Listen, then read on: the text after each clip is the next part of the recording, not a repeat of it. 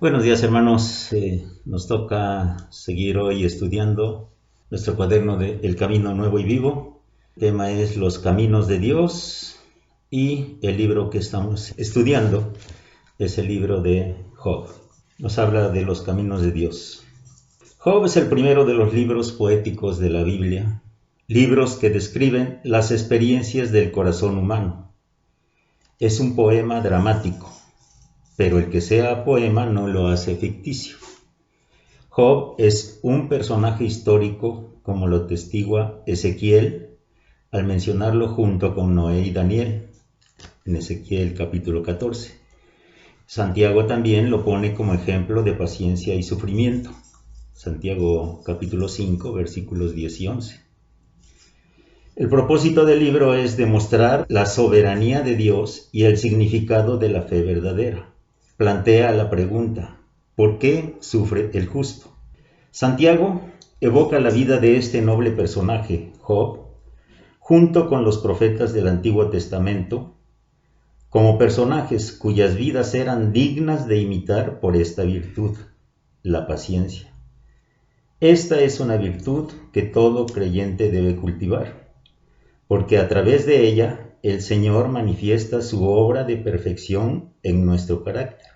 Santiago 1:4 nos dice: mas tenga la paciencia su obra completa, para que seáis perfectos y cabales sin que os falte cosa alguna. El libro de Job pone delante de nosotros un tema muy importante: el misterio de la voluntad de Dios, Efesios 1:9. A través del relato del personaje y del desarrollo de los diálogos de sus protagonistas, el Señor hace trascender los caminos y los pensamientos divinos por los cuales podemos considerar y evaluar nuestra vida y conducta. Que al entender que los caminos de Dios son inescrutables y sus decisiones inapelables, veamos cómo conduce a sus hijos con sabiduría para que conozcamos más su verdad. Busquemos conocer a Dios como se presenta Él mismo en este libro, siguiendo los caminos de Dios.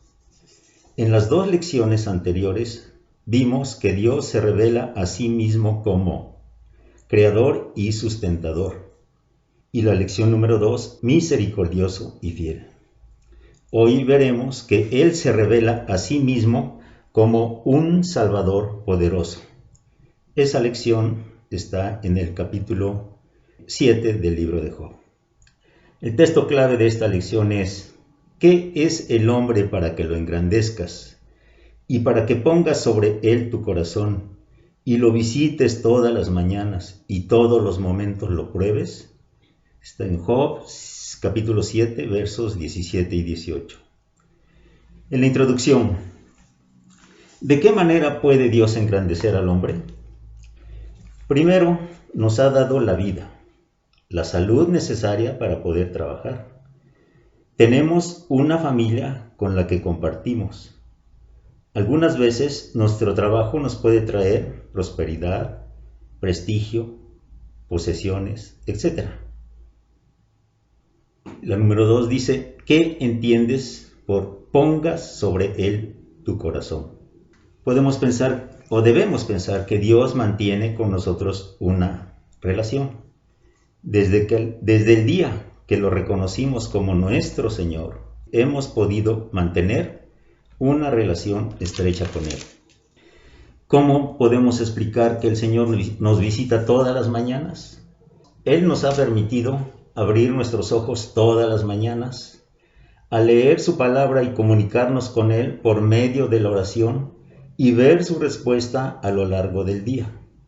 Dios tiene todo el derecho de probarnos. Cuando lo hace, ¿qué propósitos tiene? El propósito podríamos decir que es probarnos, que es por medio del sufrimiento que aprendemos que Dios es suficiente para todo aquello que sucede en nuestra vida. También es para que Él demuestre su soberanía y el significado de la fe verdadera. La 5. ¿En dónde podemos conocer estos propósitos? El Señor nos ha dado su palabra, la Biblia, que nos enseña que debemos someternos a Él como nuestro soberano Señor. En la lección, la pregunta número 1 dice, ¿qué es brega?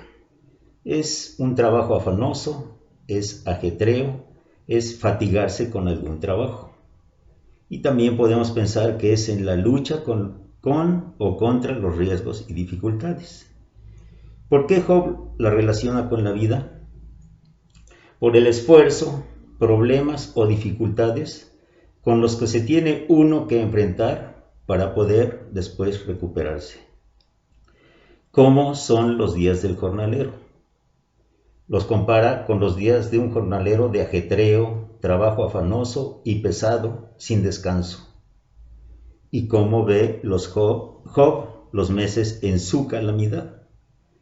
Los ve como un siervo que suspira por la sombra o un jornalero que espera el reposo de su trabajo.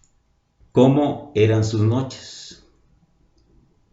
Largas y llenas de inquietudes hasta el alba.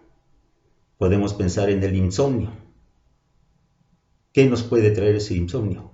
A ver, son preocupaciones, enfermedades en la familia, problemas en el trabajo, problemas económicos.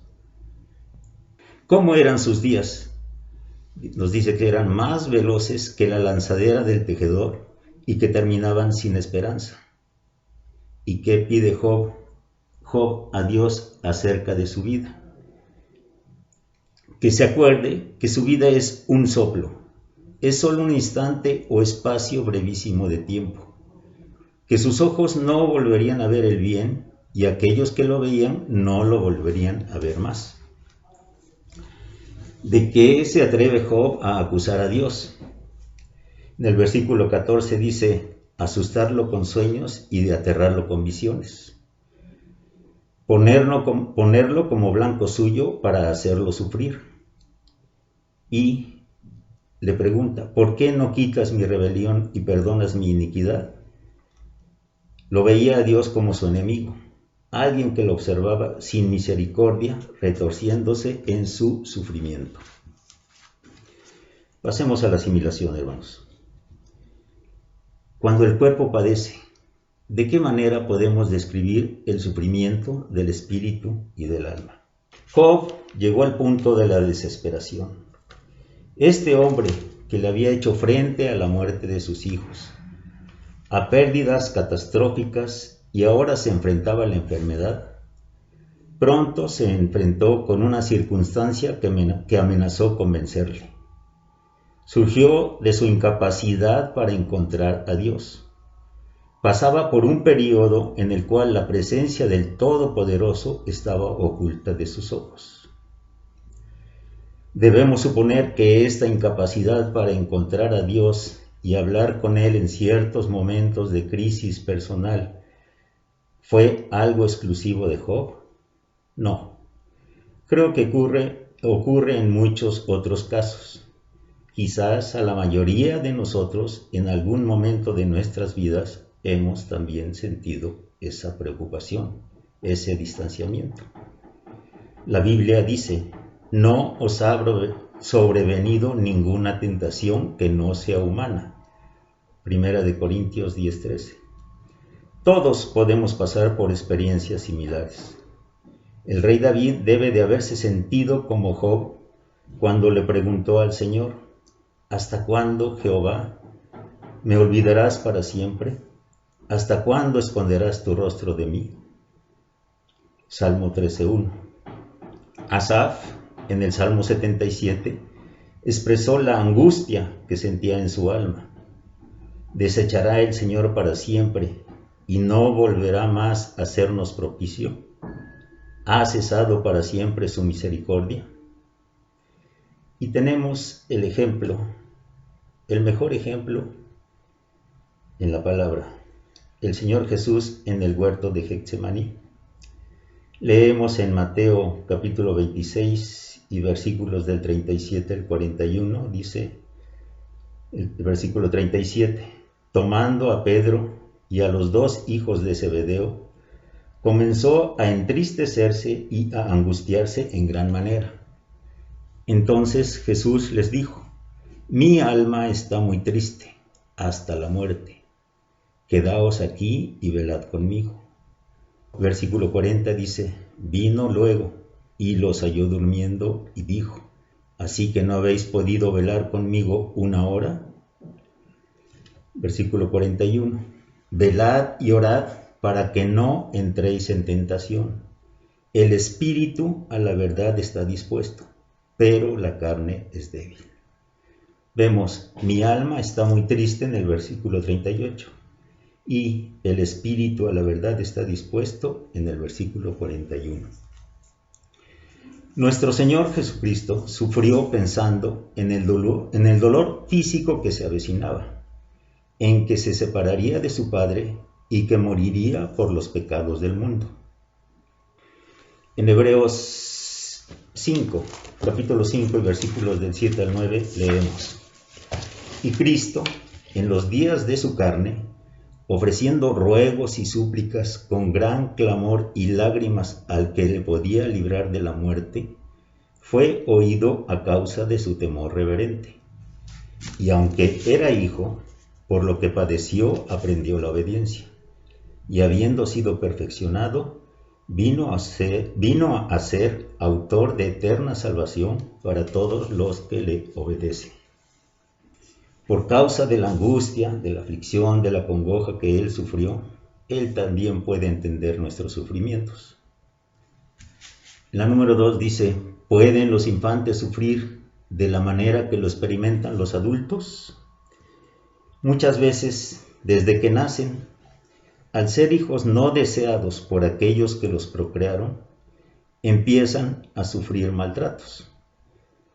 A veces, inclusive, los abandonan al nacer o provocan su muerte.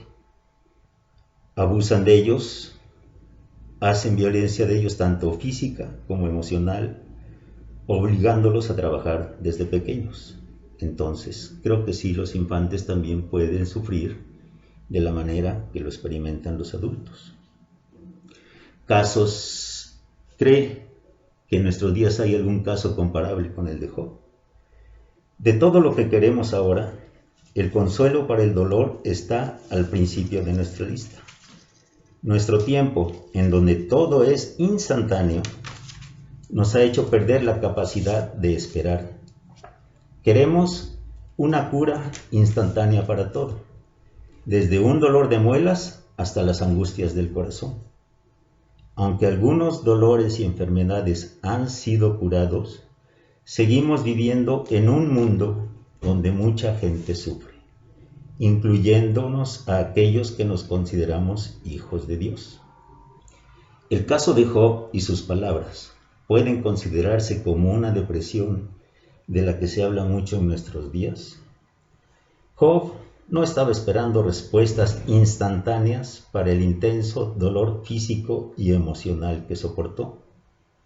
Pero al final lo que quebrantó su paciencia no fue el sufrimiento, sino el saber por qué sufría. Quiere decir esto que estamos destinados a sentirnos deprimidos y tomados como víctimas por las circunstancias en nuestras vidas. La respuesta es no. Pablo nos dice que somos más que vencedores en Romanos capítulo 8 y versículo 37.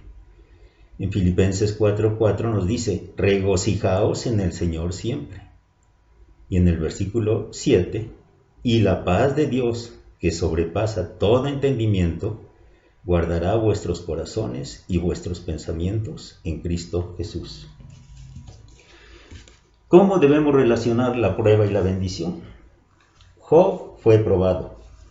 Con una vida llena de prestigio, posesiones y familia, de repente fue asaltado por todos lados, devastado, desmantelado hasta sus cimientos, y entonces comenzó la prueba de fe para Job. Su mujer le dijo que maldijera a Dios y que se muriera, pero él sufría en silencio. Sus amigos le dicen que el pecado causó su sufrimiento y que debe confesar a Dios sus pecados y volverse a él. Pero Job mantiene y defiende su inocencia. Finalmente, confrontado con el gran poder y majestad de Dios, Job cayó, sin habla, en humilde reverencia ante él. Dios reprendió a los amigos de Job y la historia termina con Job que recupera su familia y su riqueza. Número 6. ¿Cómo se puede dejar en claro pecado, disciplina y desarrollo prueba? Por medio del sufrimiento aprendemos que Dios es suficiente para nuestra vida y nuestro futuro. Debemos amar a Dios sin importar si permite que nos lleguen bendiciones o sufrimientos. La prueba es difícil, pero a menudo tiene como resultado una relación más profunda con Él. Aquellos que pasan la prueba de la fe experimentarán al final las grandes recompensas del Señor y nuestro Salvador poderoso, que es el título de nuestra lección, hermanos.